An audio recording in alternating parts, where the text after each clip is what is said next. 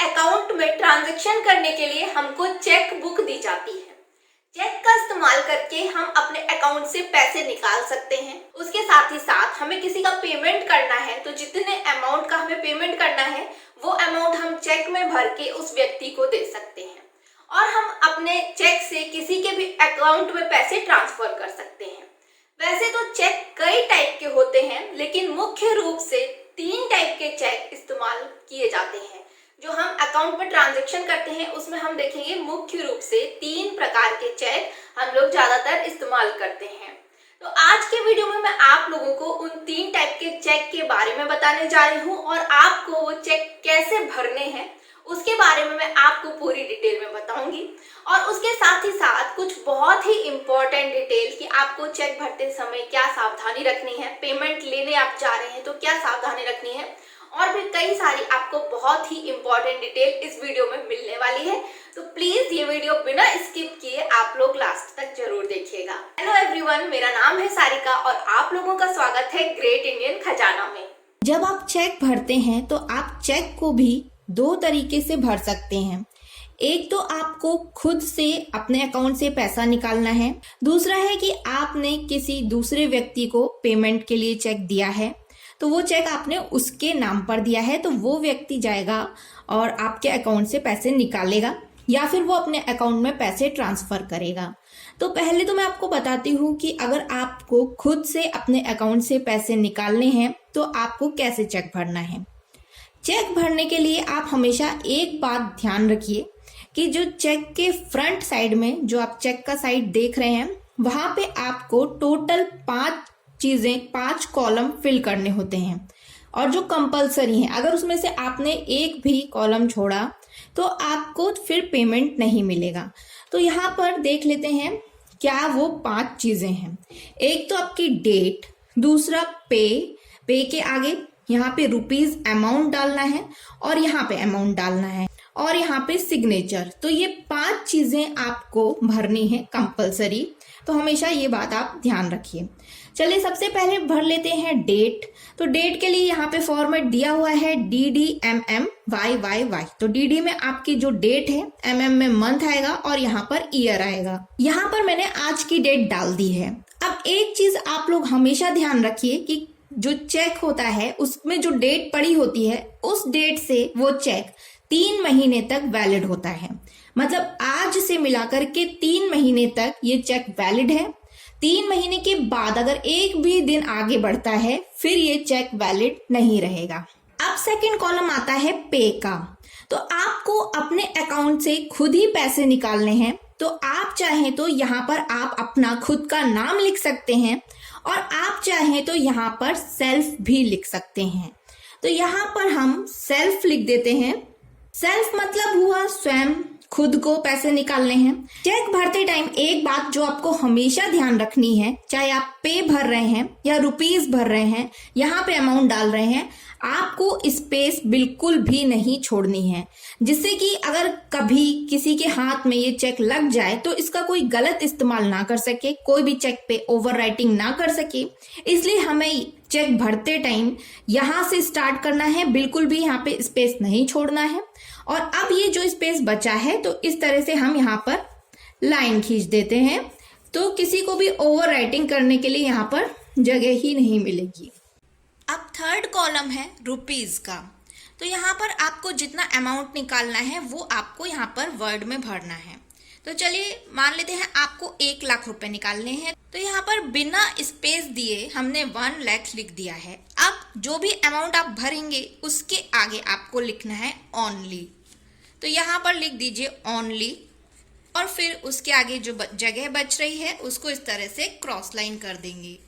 अब fourth column में हमें यहाँ पर अमाउंट लिखना है। यहाँ पर हम अंकों में अमाउंट डालेंगे। तो यहाँ भी बिना स्पेस दिए हुए हम 1 लाख रुपए भर देते हैं। 1 लाख डाल दिया। अब अमाउंट डालने के बाद हमें एक लाइन इस तरह से बना देनी है और यहाँ पे इस तरह से कर देना है, जिससे कि यहाँ पर कोई भी अमाउंट में कोई छेड़छाड़ ना कर पाए, कोई भी ओवर राइटिंग यहाँ पे ना कर पाए। तो इस तरह से हमने इस चेक में अमाउंट भर दिया। अब हमें 5th चीज जो भरनी है वो है हमारा सिग्नेचर। तो सिग्नेचर हमेशा ध्यान रखिए, आपको यहाँ ऊपर सिग्नेचर करना है। कई लोग यहाँ पर सिग्नेचर कर देते हैं, तो ये साइन करने की जगह नहीं है।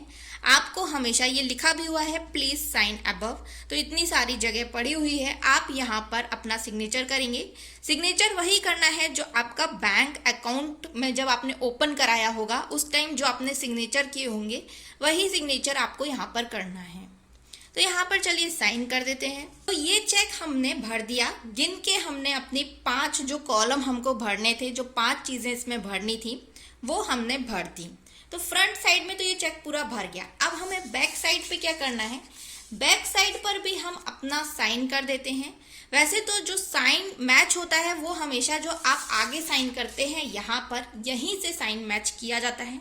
लेकिन फिर भी अगर कभी बहुत माइनर सा कुछ 19-20 का कुछ थोड़ा बहुत डिफरेंस आ रहा है तो उसके लिए हम पीछे भी एक साइन कर देते हैं। और सेकंड, जब आप बैंक में जाकर के कैश रिसीव करते हैं तो कैश रिसीविंग के टाइम पर भी तो मोस्टली आप देखेंगे जब आप कैश रिसीव करते हैं तो आपसे पीछे साइन कराया जाता है। तो हम यहाँ पर पीछे साइन कर देते हैं। और आप चाहें तो यहाँ पर मोबाइल नंबर भी डाल सकते हैं, जिससे कि अगर किसी रीज़न से आपको कांटेक्ट करना चाहता है बैंक से कोई, तो वो आपको कांटेक्ट कर सके। वैसे ऐसा मोबाइल नंबर डालना कोई कंपलसरी नहीं है, लेकिन फिर भी कई बार हमसे मोबाइल नंबर पीछे पड़वाया जाता है, तो आप चाहे तो मोबाइल नंबर डाल सकते हैं, जिससे कि वहाँ जाके आपको ये सब ना करना पड़े, पहले से ही आपका चेक पूरी तरह से भरा रहे। तो इस तरह से ये जो सेल्फ चेक है जिसमें हमें खुद से अमाउंट निकालना है वो हमने भर दिया। लेकिन अब मान लेते हैं कि हमें किसी और व्यक्ति को चेक देना है, वो जाकर के बैंक से पैसे निकालेगा या फिर वो अपने अकाउंट में पैसे ट्रांसफर करेगा, तो वो चेक हमें कैसे भरना है। तो सेम वही आपको आगे के साइड में 5 चीजें गिन करके भरनी है। तो चलिए सबसे पहले तो डेट डाल देते हैं चेक की। अब हमें ये चेक जो है वो अमित सिंह को देना है। हमें क्या करना है, पे के आगे हमें जिसे चेक देना है उसका नाम लिखना है। तो यहाँ पर हम लिख देते हैं अमित सिंह। तो ये चेक हमारा भर गया है। अब पीछे के साइड भी हम अपना साइन कर देते हैं और अगर चाहें तो अपना मोबाइल नंबर भी लिख देते हैं। ये चेक हमने आगे पीछे दोनों साइड भर दिया है। अब यहाँ पर आपको कुछ बहुत इम्पोर्टेंट डिटेल है जो जानना बहुत जरूरी है। पहला तो ये कि चेक में ओवर राइटिंग बिल्कुल भी अलाउड नहीं है।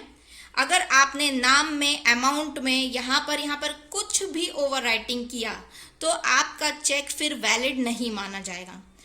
डेट में अगर आप ओवर राइटिंग करते हैं तो आप अगर खुद जाते हैं वहाँ बैंक में तो हो सकता है कि डेट सही करवा के आपके साइन ले लिए जाएं, लेकिन फिर भी इसकी कोई गारंटी नहीं है। डेट में थोड़ा बहुत मान सकते हैं, लेकिन आप खुद गए हैं तो आप वहाँ पर साइन करेंगे। आपकी जगह कोई और लेने गया है तो अगर डेट में भी कुछ भी गलती है तो चेक इनवैलिड माना जाएगा। अब दूसरी बात, जैसे कि मैंने आपको बताया कि ये चेक जो है इससे आप खुद पैसे जाकर के निकाल सकते हैं। दूसरा ये चेक है जिसमें ये जो अमित सिंह है वो जाकर के अकाउंट से पैसे निकाल सकता है। लेकिन आप अगर इस चेक को ध्यान से देखेंगे, ध्यान से देखिए तो यहाँ पे क्या लिखा हुआ है, अमित सिंह या धारक को और बियरर।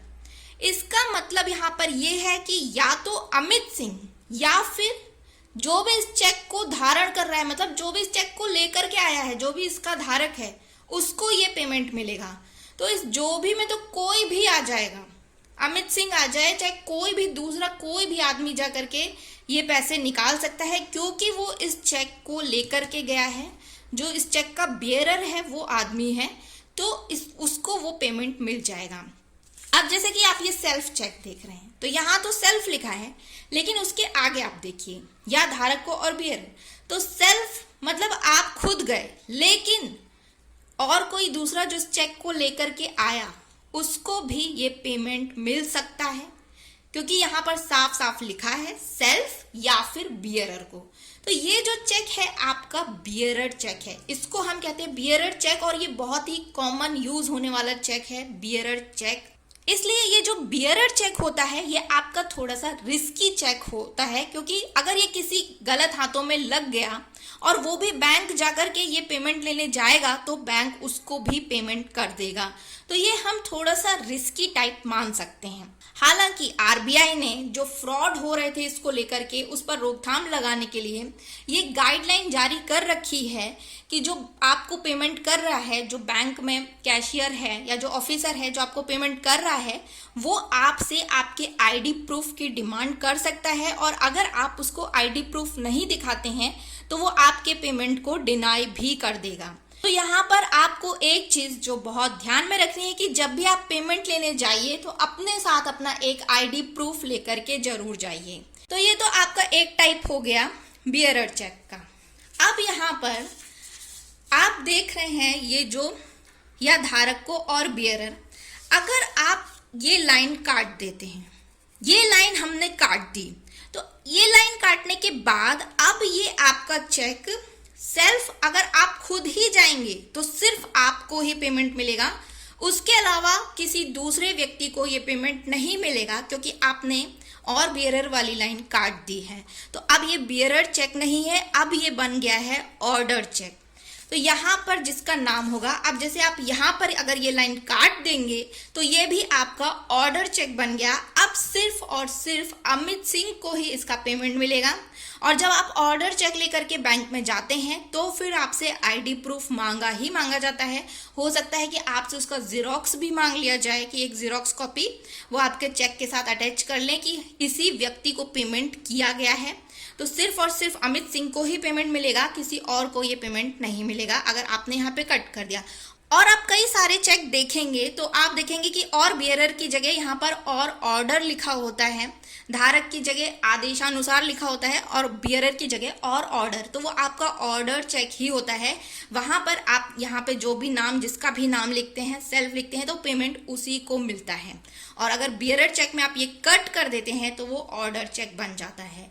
तो ये आपके दो टाइप के चेक मैंने आपको बता दिए, एक बियरर चेक, सेकेंड आपका ऑर्डर चेक।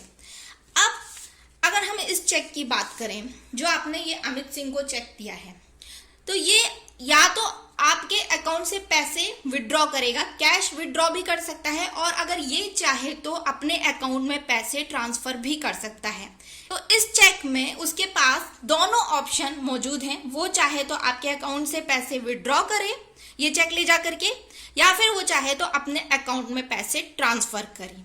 लेकिन अगर आप इस चेक में एक छोटा सा काम कर देंगे, वो ये कि आपने यहाँ पर ये दो लाइन खींच दी कॉर्नर में, तो इन दो लाइन का मतलब ये हो गया कि अब आप इस चेक से पैसे विड्रॉ नहीं कर सकते हैं।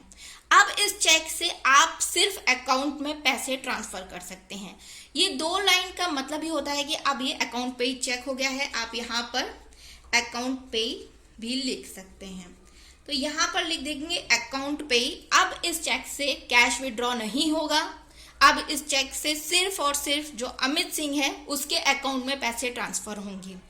तो ये वीडियो देखने के बाद आप लोगों को ये तो समझ में आ गया होगा कि जो मुख्य रूप से 3 प्रकार के चेक हम लोग इस्तेमाल करते हैं, वो एक है बियरर चेक, दूसरा आपका ऑर्डर चेक, और तीसरा आपका अकाउंट पे चेक। यहाँ पर आप एक चीज में कंफ्यूज मत होइएगा कि सेल्फ चेक, जिसमें आप सेल्फ लिखते हैं, वो सेल्फ चेक है कि वो बियरर चेक है। सेल्फ चेक आपका बियरर चेक का ही एक टाइप है, बस आप उसमें सेल्फ लिख रहे हैं तो हम उसको सेल्फ चेक बोल रहे हैं, बट वो बियरर चेक ही है। अगर उसमें बियरर जो लिखा है आपने उसको कट नहीं किया है तो वो बियरर चेक ही है। तो उम्मीद है ये वीडियो आप लोगों के लिए यूजफुल होगा। प्लीज आप लोग इस वीडियो को ज्यादा से ज्यादा शेयर करिएगा और अपने कमेंट जरूर करिएगा। चैनल पे नया है तो सब्सक्राइब करना और बेल आइकन प्रेस करना बिल्कुल भी मत भूलिएगा। Thanks for watching.